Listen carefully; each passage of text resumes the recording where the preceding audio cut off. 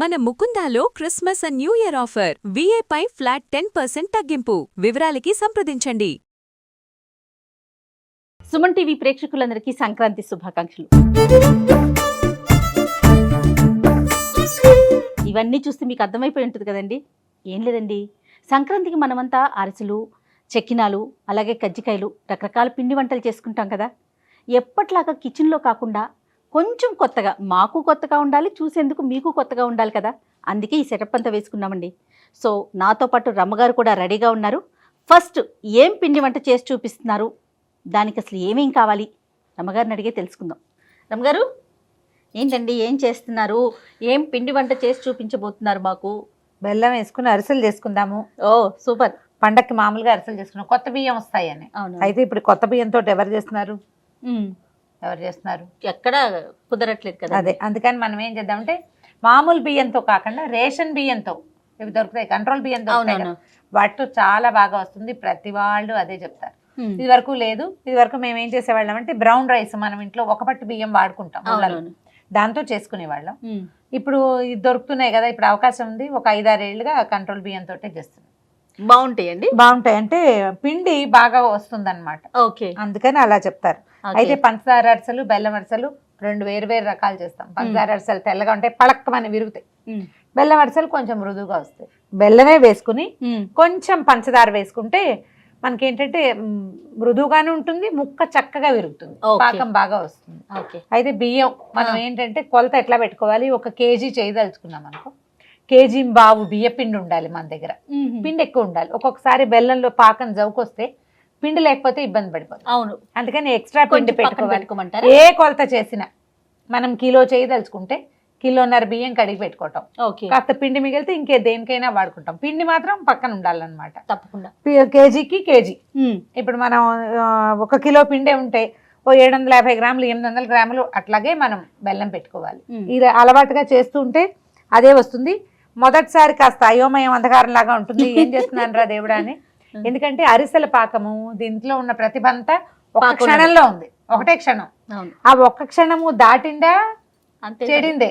ముందు చేసినా కూడా అంత బాగా రాదు, కరెక్ట్ పాకం రావాలి. అందుకని ఎవరైనా కొంచెం తల నెరిసిన వాళ్ళు, నా పోటీ వాళ్ళు కూడా చాలరు, కొంచెం బాగా తలకాయ నెరిసిన వాళ్ళని పెట్టుకోవాలి.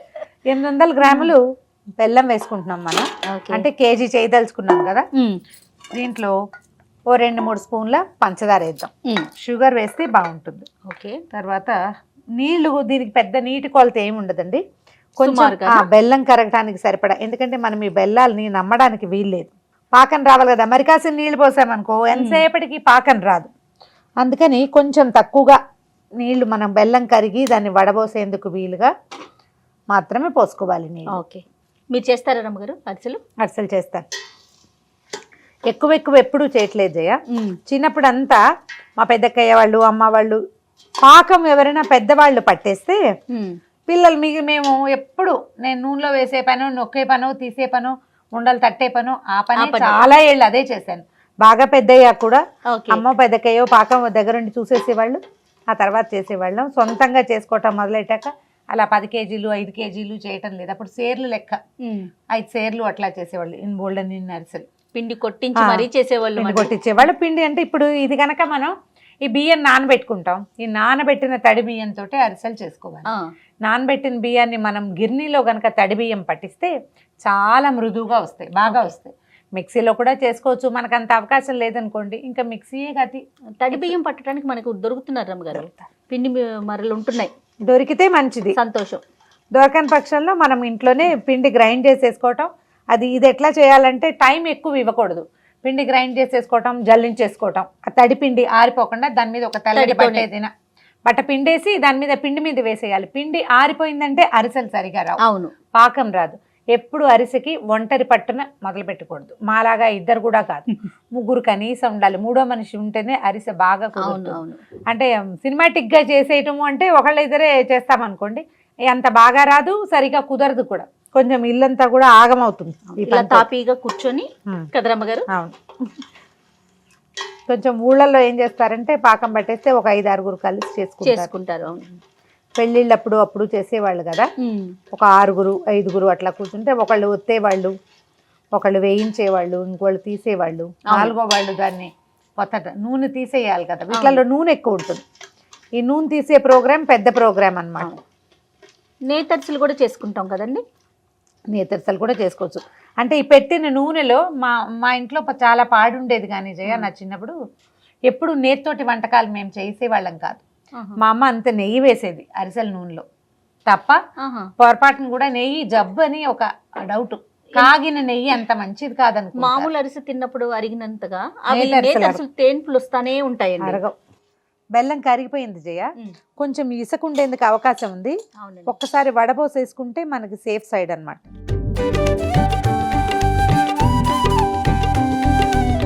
పెద్దగా లేదు కానీ మన తృప్తి కోసం. ఇదిగో ఇదిగో ఓ గిన్నెలో ఉందండి. ఒకసారి కడిగేసి మళ్ళీ పాకం పెట్టుకో. అట్లా మళ్ళీ స్టవ్ వెలిగించడం, ఈ వడపోసిన పాకాన్ని పోసేద్దాం గిన్నెలో.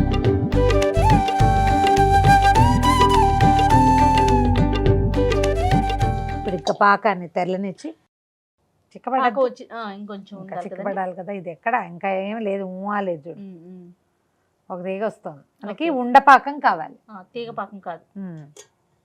ఇలా చెక్ చేసుకుంటాం కదండి నీళ్ళల్లో. నీటిలో చెక్ చేసుకోవచ్చు. ఇంకొంచెం రావాలిగా ఇది.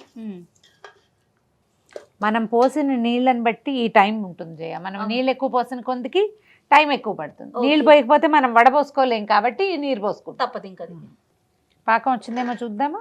చూడండి,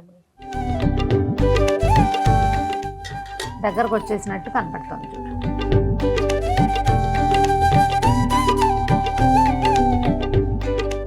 మనం ఇది చూసే లోపల అది వచ్చేస్తుంది. అవునవును చూడు, గట్టి తిత్తి వస్తుంది. చాలండి ఈ మాత్రం. ఇంకొక క్షణం ఉంటే సరిపోతుంది. ఓకే చూడు, కానీ క్షణాలతోనే లెక్క కదండి. పిండి తీసుకున్నా దగ్గరకు వచ్చేసింది కదా. ఒక కొంచెం నెయ్యి, ఒక స్పూను లేదా 2 స్పూన్లు నెయ్యి వేయటం. సిమ్లో పెట్టుకోండి పొయ్యి. తర్వాత ఏలక పొడి, ఒక స్పూను 2 స్పూన్ల ఏలకల పొడి వేసుకోవటం. స్టవ్ సిమ్లో పెట్టి పిండి పోసేది. కలుపుతావా?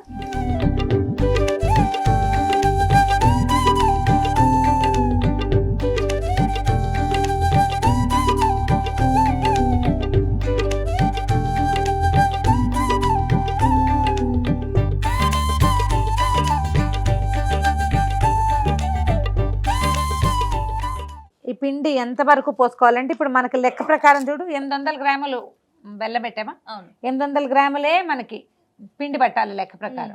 ఒక్కోసారి ఒక చారెడు ఎక్స్ట్రా పడుతుంది బెల్లం తాలూకు జవుకుని బట్టి. అందుకని మనం కరెక్ట్ కొలత పెట్టుకున్నాం అనుకో, ఇంతకి ఇంత అని, అప్పుడు లూజ్గా అయిపోతుంది. అప్పటికప్పుడు బియ్యం నానటం, పిండి పోసుకోవడం చాలా కష్టం అవుతుంది. ఎప్పుడు కూడా ఒక 1/2 కిలో కంటే ఎక్స్ట్రా మన దగ్గర పక్కన తడి పిండి ఉంచుకోవాలి. ఇది ఎట్లా అంటే ఈ గరిటెలో నుంచి ఆగి ఆగి పడాలి. అట్లా అది కరెక్ట్. ఇది కరెక్ట్ పాళం. దీంట్లో మనం నువ్వులు పక్కన పెట్టుకున్నాం కదా, నువ్వులు పోసి కాసిన ఇందులో కలిపేసి పక్కకు పెట్టుకుంటే చల్లారాక ఇంకా అరిసెలు ఒత్తేసుకోవటమే. ఓకే, రమ్మగారు వేసేనా? వేసి తర్వాత కూడా వేసుకోవచ్చు, ముందైనా వేసేసుకోవచ్చు. ఈ నువ్వులు ఉంటాయి మన తెల్ల నువ్వులు, నువ్వు పప్పు, ఏది కుదిరితే అది, ఏది మన దగ్గర ఉంటే అందులో పోసి పెట్టుకోవటం.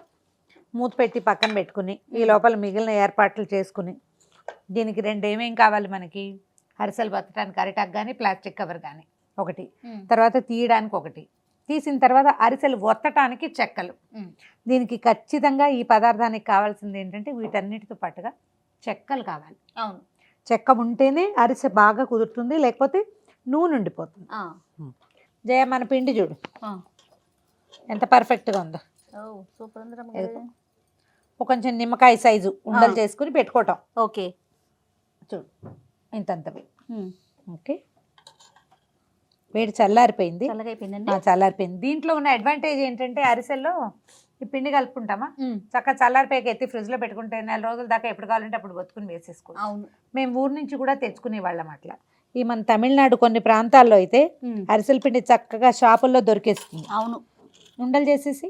జయ మేడం ఎంత బాగా చేస్తుందో చూడండి, ఎంత బాగా చేస్తుందో. జయ, నువ్వు ఇట్లా ఇట్లా అంటావు కదా, అలా అంటున్నారు.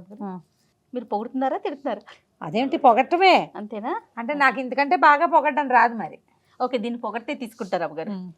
కొంచెం నూనె చేయి కానీ చేసుకోవటం, ఉండలు చేసి పక్కన పెట్టుకోవటం, టక టక టక ఒత్తేయటం, వేయించేసుకోవటం. అంతే. ఓ 10 ఉండలు చేసి పక్కన పెట్టుకున్నాక మనం నూనె పెట్టుకుంటే సరిపోతుంది.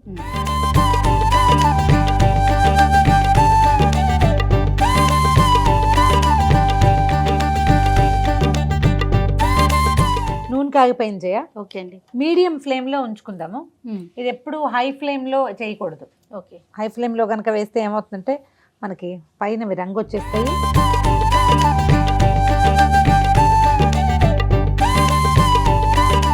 పూరీలాగా వచ్చేస్తాయి జయ పైకి. ఇది పూరీలాగా పొంగితే మనకి బాగా పిండి పాళం కరెక్ట్గా వచ్చినట్టు. ఓకే. అవి ఎంత పొంగితే అంత బాగుంటాయి. అరిసెలు మెత్తగా ఉంటేనే బాగుంటాయి రమ్మగారు, నాకైతే అట్లా నచ్చుతుంది టేస్ట్. మీకుండి? అంటే మెత్తగా అంటే కొంచెం కరకరలాడాలని ఉంటుంది. ఓకే. మన అలవాటు. కొంతమంది గట్టిగా చేసుకుంటారు, అవి బాగున్నాయి అనుకుంటారు వాళ్ళ టేస్ట్ని బట్టి. వాళ్ళకి కరకరలాడితే ఇష్టము. చూడు మంచి రంగు వచ్చాక దీన్ని మామూలుగా ఏంటంటే అరిసెలకి ఒక ప్రత్యేకమైన గరిటెలు ఉండేవి జయ, ఫ్లాట్గా ఉంటాయి. ఓకే. అయితే ఫ్లాట్ గరిటెలతోటే ఇది రాదు మనకి. ఏదో ఒక గరిటె మన వెసులుబాటు ఉంటే పాతకాలంలో లాగా మన దగ్గర మంచిది. దీన్ని ఒత్తేసేయాలి, నూనెలో ఒత్తేసి అప్పుడు మనం చెక్కలు పెట్టుకుంటాం కదా, అవును, వాటి మీదకి ట్రాన్స్ఫర్ చేసుకోవాలి. ఈ అరిసె చెక్కని ఒత్తటం చాలా ఇంపార్టెంట్. ఒత్తేసరికల్లా ఏమవుతుంది చూడు, అట్లా షేప్ వస్తుంది కరెక్ట్గా. అవును. తర్వాత నూనె ఎక్స్ట్రా ఏది ఉందో అది బయటకు వచ్చేస్తుంది అనమాట. ఒత్తాక దాన్ని తీసి అలాగా పక్కకు పెట్టేసుకోవటమే. ఓకే. అట్లా ఈ పనులకి 2-3 ఉండాలని చెప్పింది. ఎందుకంటే ఒకళ్ళు తీసేవాళ్ళు, ఒకళ్ళు వేసేవాళ్ళు, ఒకళ్ళు ఒత్తేవాళ్ళు, అలా కావాలన్నమాట మనకి. అవును. ఇందులో చూడు నూనె ఉండిపోతుంది. మా చిన్నప్పుడు పెళ్ళిళ్ళల్లో అరిసెలు ఇచ్చేవాళ్ళు కదా, ఆ అరిసెల డబ్బాల్లో అడుగున అలా నూనె ఉండిపోవటం చూసేవాళ్ళం అనమాట. దీనికి ఏంటంటే మెథడ్ ఒత్తటమే బెస్ట్ మెథడ్. ఓకే. ఒత్తేసాక దాన్ని తీసి పక్కకు పెట్టేసుకోవటం. ఇది చూడు ఎట్లా వచ్చిందో అలా వచ్చేస్తుంది.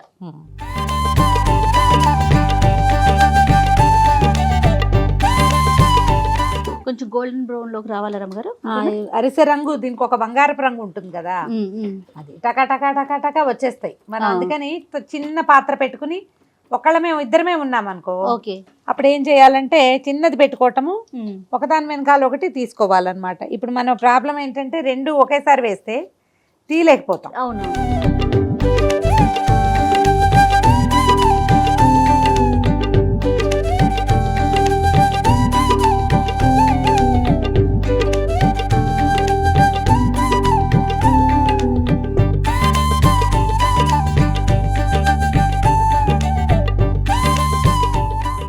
సో చూసారు కదండి, స్క్రీన్ మీద మాత్రం ఎదురుగా కనిపిస్తున్నాం, మా వెనకాల అంటే క్రూ అంతా వర్క్ చేసింది అరిసెలు చేయడానికి.